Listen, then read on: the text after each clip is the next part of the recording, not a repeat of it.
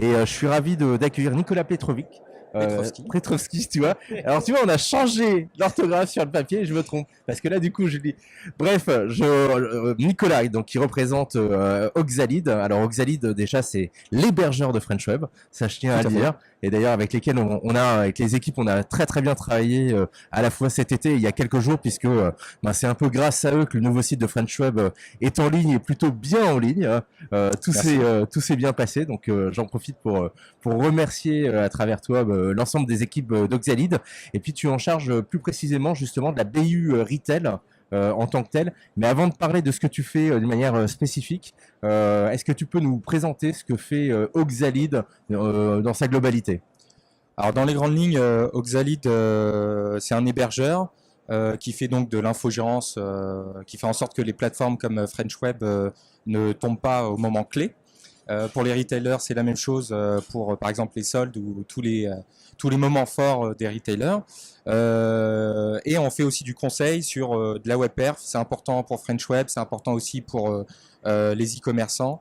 Donc on va faire donc l'hébergement, l'infogérance et le conseil pour différents types de sociétés à travers 4 business units. Tu le disais, notamment BU Retail, c'est la BU dont je fais partie. On a aussi une BU Média Presse dont French Web fait partie, une BU Grand Compte et une dernière BU sur les éditeurs SaaS qui sont aussi là d'ailleurs, type Lengo, Quanco, Commander Act, qui sont aussi certains de nos clients.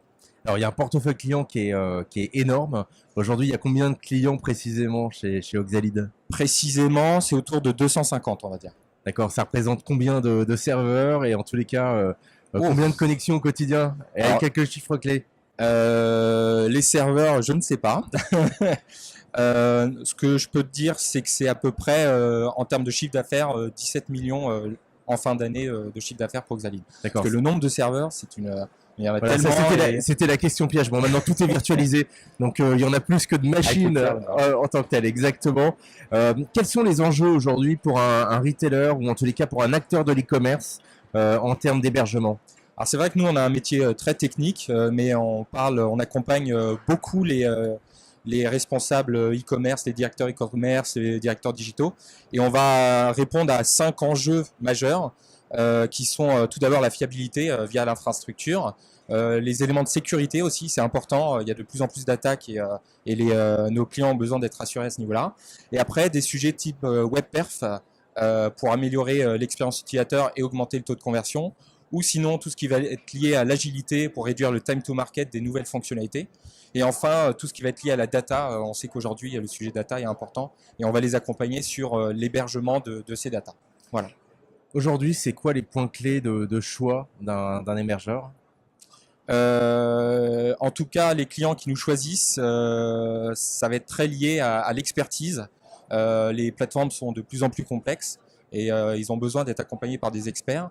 Et le deuxième point, c'est aussi la capacité à aller vite, très vite. Aujourd'hui, les grands de l'e-commerce, les pure players vont très vite. Les retailers ont besoin d'être accompagnés avec des spécialistes de l'agilité pour pouvoir répondre aux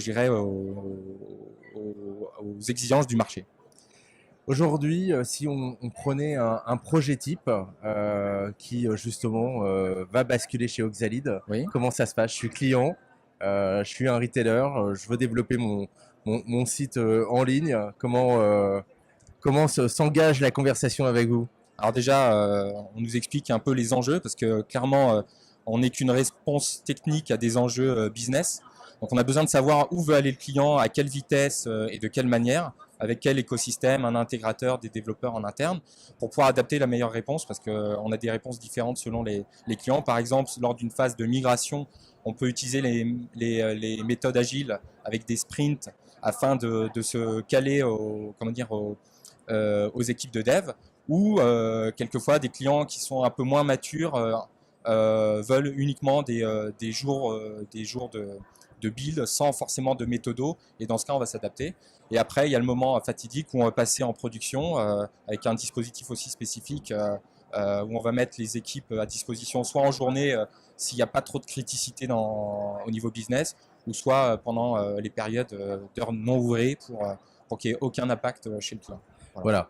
Bon, allez, côté client, moi je peux vous dévoiler un petit peu comment ça se passe, hein, puisque on l'a vécu et on le vit plutôt bien.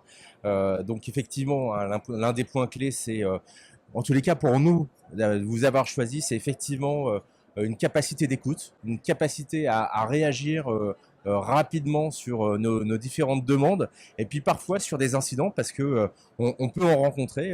French Web a de temps en temps quelques petites attaques pirates auxquelles on doit faire face, et c'est vrai qu'Oxalid nous a aidé vraiment à sécuriser notre environnement à la fois de pré-production et de production, d'exploitation, de manière justement à ce que tout cela soit totalement invisible en tous les cas pour nos lecteurs, pour nos audiences.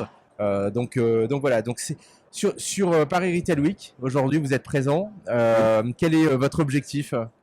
Rencontrer de nouveaux prospects, hein, clairement. Donc là c'est vraiment le mode chasse, hein, c'est le... En plus je suis responsable de l'acquisition, donc c'est important. Mais aussi en fait on travaille avec tout un écosystème de partenaires intégrateurs ou même d'éditeurs de logiciels, de plateformes e-commerce. Par exemple, on travaille avec Magento, avec SAP Ibris. On va travailler avec des acteurs comme iPay, même si on n'a pas, on travaille avec les mêmes clients. L'idée, c'est aussi de bien savoir tous les enjeux de nos clients en connaissant aussi les solutions du marché. Et pour nous, c'est important de discuter avec l'écosystème, voir quelles sont les nouveautés pour toujours innover et donc apporter beaucoup plus de valeur ajoutée à nos clients. Entendu. Merci beaucoup Nicolas pour toutes ces explications.